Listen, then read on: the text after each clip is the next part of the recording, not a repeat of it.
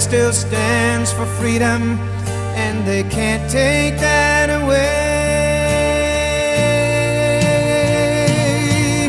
And I'm proud to be an American, where at least I know I'm free. Hi, it's Benjamin again. And I got this great email the other day, and I thought you might enjoy it.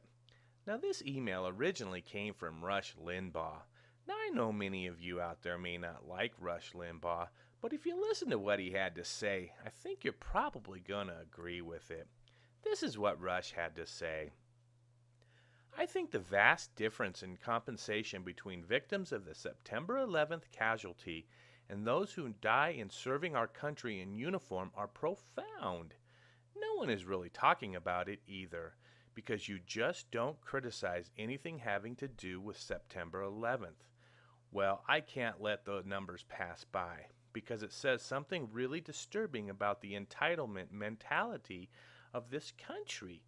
If you lost a family member in the September 11th attack, you're going to get an average of $1,185,000. The range is a minimum guarantee of $250,000 all the way up to $4.7 million.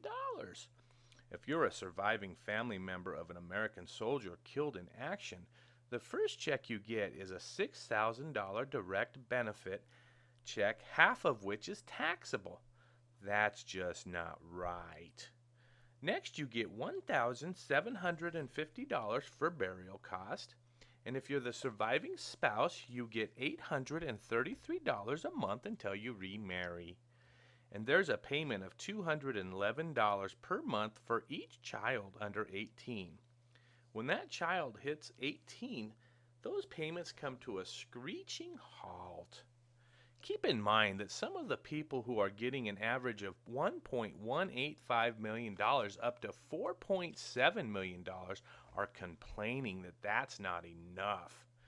Their deaths were tragic, there's no doubt about that. But for the most, they were simply in the wrong place at the wrong time. Soldiers put themselves in harm's way for all of us, and they and their families know the dangers.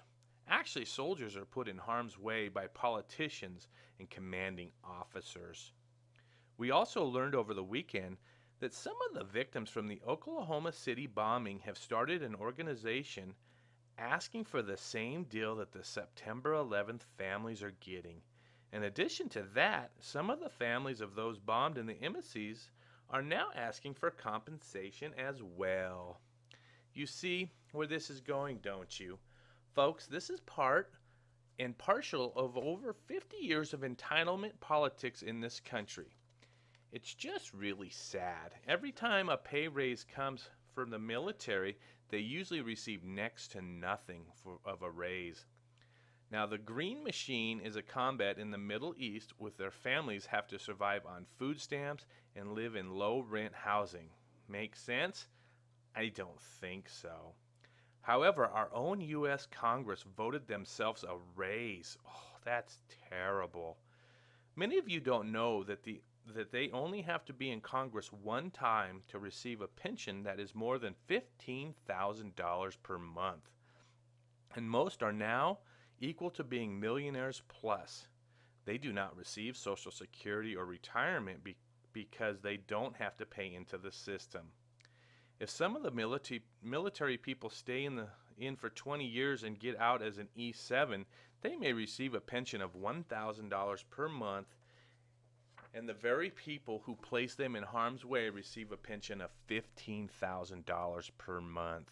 That's just not right. I would like to see our elected officials pick up a weapon and join ranks before they start cutting out benefits and lowering pay for our sons and daughters who are now fighting. I think just about everybody could agree with that. When do we finally do something about this? If this doesn't seem fair to you, it's up to you to forward this video to as many people as you can. Now, how many people can you send this to? Well, the answer to that is up to you, but you could send it to everybody that you know if you agree with this. And the question is, how many are you going to send it to? I hope you send it to everybody. So please join me at www www.Iam1angryamerican.com. That's www.Iam1angryamerican.com. And let's take back this country from our self-serving politicians. I think it's time to wake up, America.